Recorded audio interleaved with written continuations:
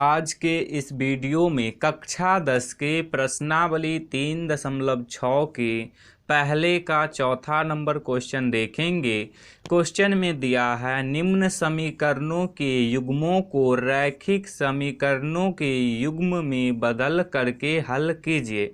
समीकरण दिया हुआ है 5/x - 1 प्लस 1/y - 2 बराबर 2 और अगला समीकरण दिया हुआ है 6/x - 1 माइनस 3/y - 2 बराबर 1। देखिए ये समीकरण अभी भिन्न के रूप में है, तो इसको पहले रैखिक समीकरण रूप में बदलना है। तो देखिए 5/x - 1 को 5 गुने 1/x - 1 लिख सकते हैं, क्योंकि 5 को 1 से गुना करेंगे तो 5 हो जाएगा। बट्टे में x - 1 है तो बट्टे में x - 1 हो जाएगा। तो इसीलिए 5/x - 1 को 5 गुने 1/x - 1 लिख देंगे। तो चलिए अब लिख देते हैं। तो अब लिख देंगे 5 गुने 1/x - 1 प्लस का चिन्ह है तो प्लस का चिन्ह। अब 1/y - 2 है तो 1/y - 2 बराबर में 2 है तो बराबर में 2। अब देखिए अगला समीकरण में है 6/x - 1, तो इसको 6 गुने 1/x - 1 लिख सकते हैं, क्योंकि 6 को 1 से गुना करेंगे तो 6 हो जाएगा। बट्टे में x - 1 है तो बट्टे में x - 1, तो इसीलिए 6/x - 1 को 6 गुने 1/x लिख दिए।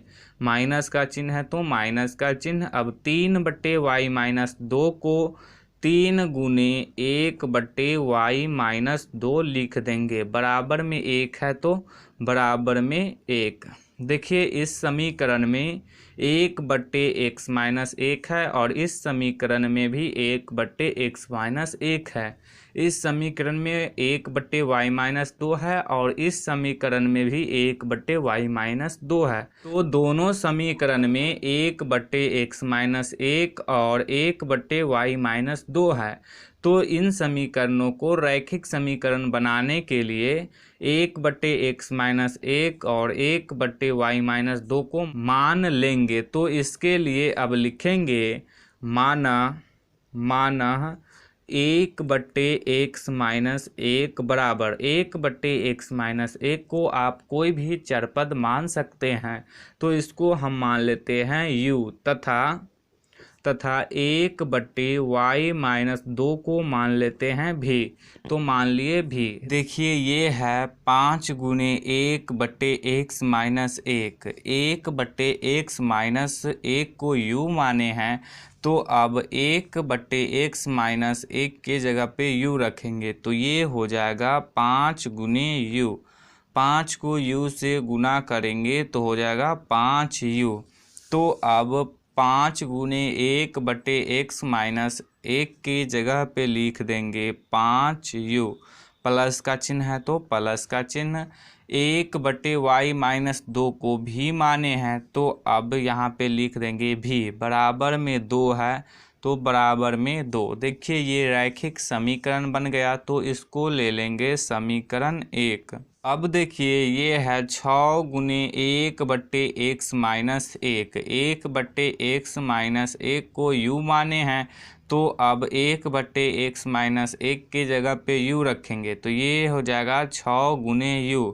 6 को u से गुना करेंगे तो हो जाएगा 6u। तो अब 6 गुने 1/x - 1 के जगह पे लिख देंगे 6u। माइनस का चिन्ह है तो माइनस का चिन्ह। अब देखिए ये है 3 गुने 1/y - 2, 1/y - 2 को भी माने हैं, तो अब 1/y - 2 के जगह पे भी रखेंगे। 3 को भी से गुना करेंगे तो हो जाएगा 3 भी। तो अब लिख देंगे 3 भी। बराबर में 1 है तो बराबर में 1। देखिए ये रैखिक समीकरण बन गया, तो इसको ले लेंगे समीकरण 2। अब आप इन समीकरणों को किसी भी विधि से हल कर सकते हैं। तो चलिए हम इसको विलोपन विधि से हल करते हैं। विलोपन विधि से हल करने के लिए किसी एक चरपद को विलुप्त करते हैं।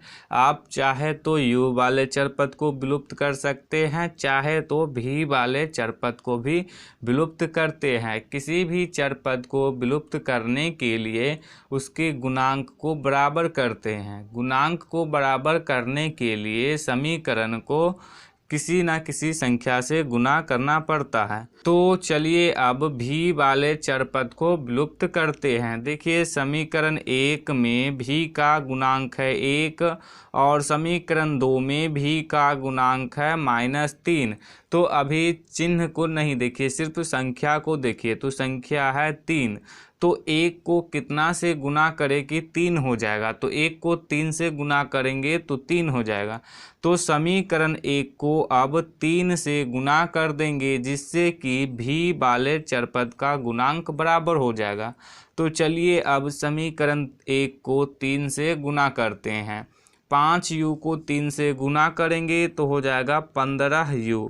प्लस का चिन्ह है तो प्लस का चिन्ह। अब भी को 3 से गुना करेंगे तो हो जाएगा 3v बराबर 2 को 3 से गुना करेंगे तो हो जाएगा 6। देखिए ये एक अलग समीकरण बन गया, तो इसको ले लेंगे समीकरण 3। अब समीकरण 2 और समीकरण 3 में भी वाले चरपद का गुणांक बराबर हो गया। तो अब भी वाले चरपद को विलुप्त करेंगे। विलुप्त करने के लिए जब समान चिन्ह रहता है तो घटाते हैं और असमान चिन्ह रहता है तो जोड़ते हैं। तो देखिए समीकरण 2 में भी वाले चरपद है माइनस में और समीकरण 3 में भी वाले चरपद है प्लस में। तो ये दोनों असमान चिन्ह है। तो अब समीकरण 2 में समीकरण 3 को जोड़ेंगे। तो इसके लिए अब लिख देंगे समीकरण 2 प्लस समीकरण 3 से। समीकरण 2 है 6u - 3v बराबर 1 और समीकरण 3 है 15u + 3v बराबर 6। अब समीकरण को जोड़ेंगे तो 6u में 15u को जोड़ेंगे तो हो जाएगा 21u। 3v में से 3v को घटाएंगे तो 0 हो जाएगा, यानी कि ये दोनों कट जाएगा। बराबर 1 में 6 को जोड़ेंगे तो 7 हो जाएगा। u बराबर हो जाएगा 7/21। अब ये कट जाएगा, 7 एकम 7, 7 या 21। u का मान आ गया 1/3। अब u के मान को समीकरण 1 में भी रख सकते हैं और समीकरण 2 में भी रख सकते हैं, जिससे कि v का मान निकल जाएगा। तो चलिए हम समीकरण 1 में रखते हैं। तो इसके लिए अब लिखेंगे u का मान समीकरण 1 में रखने पर समीकरण 1 है 5u + v बराबर 2। अब u के जगह पे u का मान रखेंगे तो ये हो जाएगा 5 गुने u का मान है 1/3, तो u के जगह पे रख देंगे 1/3 प्लस v बराबर 2 है तो बराबर 2। 5 को 1 से गुना करेंगे तो हो जाएगा 5, बट्टे में 3 है तो बट्टे में 3 प्लस v बराबर 2। 5 इधर प्लस में है, जब इसको बराबर के इस तरफ लाएंगे तो हो जाएगा माइनस में। v बराबर हो जाएगा 2 - 5/3। v बराबर, देखिए 2 के हर में कुछ नहीं है तो 1 ले सकते हैं, तो 1 ले लिए तो ये बट्टा पर के घटाव के रूप का हो गया। तो इसको अब बट्टा पर का घटाव करेंगे तो इसके लिए 1 और 3 का एलसीएम देंगे तो हो जाएगा 3। अब 1 से 3 में भाग देंगे तो 3 से कटेगा, 3 को 2 से गुना करेंगे तो हो जाएगा 6। माइनस का चिन्ह है तो माइनस का चिन्ह। अब 3 से 3 में भाग देंगे तो 1 से कटेगा, 1 को 5 से गुना करेंगे तो हो जाएगा 5। v बराबर 6 में से 5 को घटाएंगे तो हो जाएगा 1, बट्टे में 3 है तो बट्टे में 3। तो देखिए v का मान आ गया 1/3 और u का मान आया है 1/3। देखिए 1/x - 1 को u माने हैं तो अब लिख देंगे 1/x - 1 बराबर u। अब u के जगह पे u का मान रख देंगे, तो u का मान आया है 1/3। तो अब u के जगह पे लिख देंगे 1/3। तो ये हो जाएगा 1/x - 1 बराबर 1/3। x के मान निकालने के लिए अब तिर्यक गुना करेंगे, तो x - 1 को 1 से गुना करेंगे तो हो जाएगा x - 1 बराबर 1 को 3 से गुना करेंगे तो हो जाएगा 3। x बराबर 1 इधर माइनस में है, बराबर के इस तरफ आएगा तो हो जाएगा प्लस में, तो हो जाएगा ये 3 + 1। x बराबर 3 में 1 को जोड़ेंगे तो हो जाएगा 4। तो x का मान आ गया 4। अब देखिए 1/y - 2 को भी माने हैं, तो अब लिख देंगे 1/y - 2 बराबर भी का मान आया है 1/3। तो अब भी के जगह पे भी का मान रख देंगे, तो ये हो जाएगा 1/y - 2 बराबर 1/3। y के मान निकालने के लिए अब इसको तिर्यक गुना करेंगे। y - 2 को 1 से गुना करेंगे तो हो जाएगा y - 2 बराबर 1 को 3 से गुना करेंगे तो हो जाएगा 3। y बराबर 2 इधर माइनस में है, इधर आके हो जाएगा प्लस में, तो y बराबर हो जाएगा 3 + 2।